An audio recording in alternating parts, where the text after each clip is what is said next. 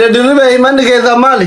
Anillee namichi birrii nu nyaate miliyoona tokkoo fi kuma 500 ijoolleen biyyarraa fidadhe kaan immoo biyya sinii galchadhe kaanii suudirraa Joleessati.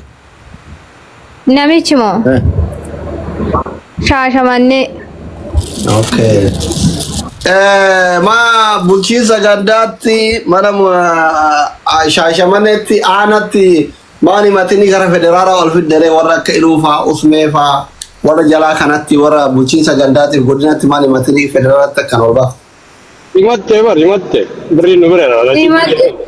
Itti simatteetti ani eenyuun keessa hojjetutti bilbilee mootummaan Dubaay hin barbaada, mootummaan Itoophiyaa hin barbaada, namni hundinuu hin barbaada, kaampaanii isaatti bilbileera, kaampaaniin isaa hin barbaada. Kana godhee amma hin danda'e yaaleera jechuudha. Gaayaa kaampaaniin hojjetu barbaadame. Amaanoo Ahmad jedhama. Ijoollee Shaashamaneeti? Amaan Ahmad.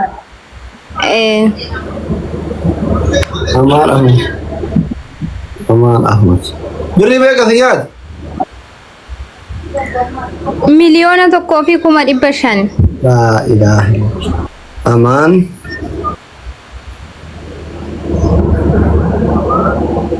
Ahmad.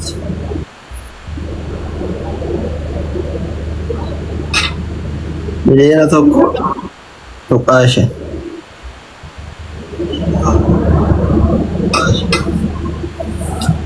Eeshi homaa deebii isin hin kennineere?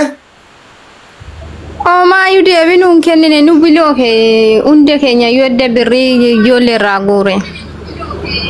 Ganda isaan beeytan, ilmaan isaa, jaartii isaa, obboleewwan isaan beeytan. Hin beeknu lakki. Nama hin beekne akkamitti birrii kana qabu itti kennitan isin?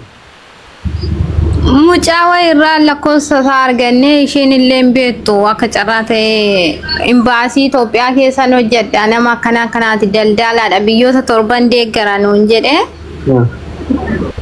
Gaafa barruu jechuudha naasuuna. Kuni hattuma dhugaatii jechuudha. Namallee hin fidu? Hin fidu lakki inni suudii waggaa 17 waan ta'een ture jedhe imbaasii keessan hojjedha amma mootummaatu Dubaayitti na jijjiire nuun jedhe. Kana arguun hin ulfaata ganda isaas irraa yoo taate malee. Dallaala miti kun hattuma dhugaati. Usmee maatii Mubaarak illee hin beekaa jechuudha. Kanaan dura tokkummaa biratti nan beeka inni malee mucaan kam gaaf sana bahee dubbate Mubaarak hin beeka jennaan nan beeka inni nuun jedhe Mubaarak iyyuu hin beeka jechuudha. Saahiba Mubaaraki? Ani hin beeku garuu mucaan gaafa duraa bahee tokkummaa biratti dhukkubsatee ture Mubaarak hambaanidha baaseera hin beekaa jedhe mucaan wayii. An lakkoofsa namicha sanaa kennee jechuudha. Okay, ati suuraa kanatti erginaa Mubaarak nama ani beeku namni kun garuu sitti ni musiin jedhe. Achirratti tokkummaadhaan biratti nami mucaan gaafa duraa gaafa tokkummaan maxxansu namicha kana Mubaarak iyyuu hin beeka nama akkanaa ta'ennaan nan beekaa inni nuun jedhe.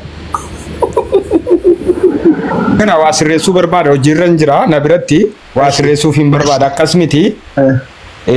Beektaa jennaani yoon beeke maali yoon astaayee maqaa namaan kaasu beekus dhiisu jedhe akka beeku jala sororeen himne gaafa sana yaadadha. Kaampaaniin hojjetu tan bilbilee ture. Mudiira isaasa hojjechiisutti. Kaampaaniin sun na jalaa badee dhukkuba qaba biyya galchuuf han barbaadaa jira rakkoodha. Jedhee kaampaaniin sun anuutuun argee naa barbaadee sadarkaa waan barbaachisu siifan godha naan jedhu ga'e kaampaaniin sun na jalaa dhiyeesse dhukkubfataadha jedhee. Achi dhukkubaan qabameeti. Naana Itoophiyaatti immoo bilbilu Itoophiyaa keessaa immoo badee barbaadamaa jedhan. Itoophiyaa keessaayis. Saawudii kana keessaayis waa inni balleessee baheen beekuu namichi akkas jechuudha. Mubaarak immoo guutummaatti nan beekan jenne akkasitti hubadhu na bira ture gaafa. Mucaan hin beeka mucaan gaafsa na dubbate tokkummaa mucaan kaampaanii tokko wajjin turani. Inni abbaan kaampaanii na biraa badee hin beekaa yuukaa. Yoo beekiraa jedhan koomentii jala. Jira ajumaan jira maal jira warri koomentii hundi ni kijiba sii galee. Nama dhugaadhaan isa beekuu fi isiin tun ati hanga ammaatti iddoo inni jiraatu fi bakka inni jiru amma biyya inni jiru hin beektu ati silkiin isaan dalagu kan durii. Inni hojjeta nuuni biloo kee malee. Silkii biraatti yoo itti dawwalanoo. إن كاسة جولي جلا ورا ينات تاساني بيخاد في بلوغ عمله. Okay.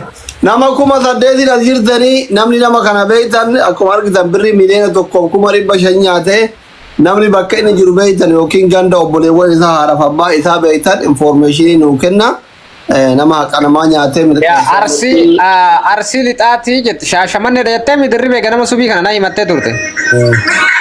Shaashamanneedhaan jedhe garuu inni kaa'e. Okay, bakka fere haa ta'u informationii isaa warri beektan karaa keessaa inbox nuu godha. Ragaa qabatama ilmaan isaa jaartii isaa haadhaaf abbaa isaa wajjin waan akka suuraatiin waan wal qabatu wajjin ragaa qabatama informationii nuu kennaa isinii jennaa galatooma hawaasa kenna asitti namoota baay'eetu himatamaara hiriyoota kiyyafaa himatamaara waan isin ajaa'ibu akkasitti nu gargaara isin jechuudhumaa fi bakka dirribee akka odeeffannoo dhagee argannutti ati nu obsita kaa. Namni azir darundi keessan viidiyoo kana waraabadhaa namni dhalata shaashamanne itti yoo dandeette maqaa guutuu akka nu ergitu hordofneen gaafanna rakkoon qabu wal eega nama biyyi isaa jiraate way biyyee irraa dhalata namarraa dhalata. Namoonni nama kana namoonni as jirtan warri nama kana beektan maqaan isaa Amin Ahmad jette? Amaan Ahmadi godina Arsii lixaa Shaashamanneedha. Namni isa beektan maatii isaa beektan odeeffannoo qulqulluu suuraa wajjin nuu kenna walitti akkasitti wannoo jenna jechuudha. Galatooma. Kabira eenyuun Bilaalin tokko eessere? Bilaal nambara tokko kisi galchina. Dirribe bakka ati gisee odeeffannoo informationii arganne keessan inboxii ilaallee itti deebina kee. Okay. Bata chaalee haqqim namoota bebbeekamaa osoo himattanii bareeda ganda keessa deemnee hattuu xixiqqoo barbaadu tadhukattee imoo keessa namaattu. Bata chaalee haqqim warra gurguddaa dafanii. Master galmee bannaare warra gurguddaa sanniin moo keessan itti dawwal. Dirqama mee dura ka Bilaal kan ol deebisaa Bilaal irraa hin banne maaf hin banne. Hojiin qabu warra akkamii dhiyaatan dura sirriitti keessan fixa butuchaa kaa'atanii fida rakkoo qabu abbaa fire haa ta'u. Nuraddiin yaama laayifii banatee ufaa qulqulleessu Nuraddiin yaama laayifii banatee jira amma achi dhaqee gara nakootti waamee dhufee jechuu barbaada asli. Baaba Nuraddiin kan jedhu reefa sitti sa'a tokko booda malee argamuu hin danda'u sin jedhe laayif irraa baratee achirra taa'aa jira. Dhaqee bira seenee kootu mana waa'ee maqanaa ajandaa godhataatiin jira mana kanatti akka nu dhiyaatu. Baaba Nuraddiin waama. Yoo dhugama qulqulluu ta'ee dhufee ufaa qulqulleessu yoo inni qulqulluu ta'ee dhiifama jennaani yookaan ammoo qarshii kafala yaama jechuudha. Qulqulluun eessa anayyuu birrii anayyuu nama sadii na bira jira qulqulluun eessa qulqulluun hin jiru. Jecha jenne ragaan ni jira ragaa olmaan beeknaan jire. Ila asirratti as ilu mucattii afaan arabaatiin jirtu san ol galchi yookiin aslee galcha. Nambara tokko arabaan barreeffatu. Bilaal illee galcha Bilaal. Ililli kenni ililli abaaboo kenni yookiin immoo nambara tokko. Eessaa fuutee kan diree birrii nyaata. Namni ol seenaa yaada kennatuuf waan tokko jedhu Doktor. Jedha. Ani wanni jechuu barbaadu warra tola ooltota mirga dhala namaa kanaa fi dhaamsee hin qabu. Jalqaba irratti akkuma jalqabatti dubbataa turre namoota namni baay'een dubbachuu jira irra deebi'uun barbaachisaa miti. Keessaan nama sana dubbisaa nama namni isin himate bilcheessaati guyyaa beellama waliin qabadhaa guyyaa inni nama sana qarshii hin galcha jedheerra yoo dabre fidaate asi abbaa barbaadan saaxila abbaan isin himata illee yoo namni keessaan dhufee isin dubbis haga dhiibanii gubbaa kana isin baasanitti eegina. Deemaatii keessaan namni lama sadi yoo isin dubbis haqa namaa ofirraa galcha yoo dadhabdan haga guyyaa haganaa naa eeggatu jedhaani nama isin hubata waan ta'eef. Warri nuti mirga dhala namaati ofiin jettanilleeni nama sana osoo naasofsiisne maqaballeessii laayika ajandaa wal godhachuun gaarii miti ummata. Yoo abbaan asit dhufee dhiyaatu. Abbuu dhagaye nuti ajandaa nu beeytaa waan galaana fa'aa jalqabee usmeen nama takka irraa dhimma hin qabnu fataa jennee jiraanna. Yaanaa gala. Dhagaye wanni ati jettu kana nuu gala dhugama. Baaba makana kabajaan jaarsummaa fuudhee gadaa reestoorantii 14,000 bifnu biiftun birrii 500 yoo usmerraa fuute Dubaay si keessa jettee fiizaan garatti gubatee birrii 500 san keessa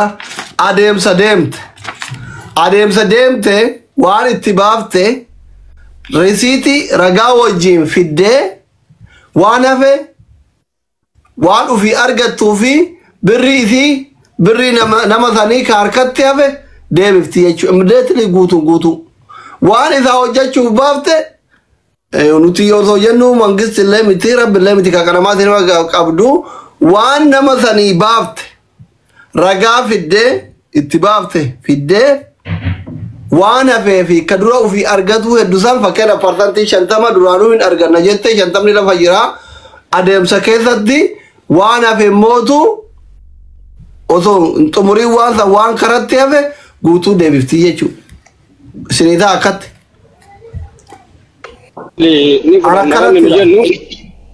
Nama afran arrasi waadaa seentan nutti illee ni matina galmeen keessan cufame galmee biraa wanni biiftu walii gallu yoo namni dhufee nutti himate nuti nama takkaa wanni diddan jiru nama afran amma isii waadaa seente yoo dogoggoraan seensifne dhiifama nu godhe yoo beeyne ammoo nu bira dhufan ofirraa hariinaa nu bira illee dhufinaa jenna amma kun warra irraa gaafatanii nama irraa waadaa seentanii nu bira dhufinaa nutti ni matina galmeen keessan cufame ka biraa yoo dhufe galmeen hin banamaa boru asii kun achi araarri bu'e maa dubbattan akka nuun hin jenna ammoo dubbanna ifa goone jechuudha namni borullee dhufee nu himate haqa namaa waan taateef dubbachuun dhiifnu ayni namaa baatee wanni kun dhaabatee addunyaan qulqullooytutti inshaallah nu dubbanna warra waggaa har'aatti jechuu barbaade ajandaaf nuun hin jedhina nurra laalina ijoolleen tun teenna silaan ragoru jararra gorraa bar igale musiin galle garuu ijoolleen miidhamtu sun illee keenna bakka biraatii gadi hin naqamne kunillee keenna martuu keenna biiftullee miidhuun barbaan ijoolleen tun wanillee akka miidhamtuun barbaan garuu dubbachuun dhiifnu jechuu barbaade akkasin nurra laalin biiftu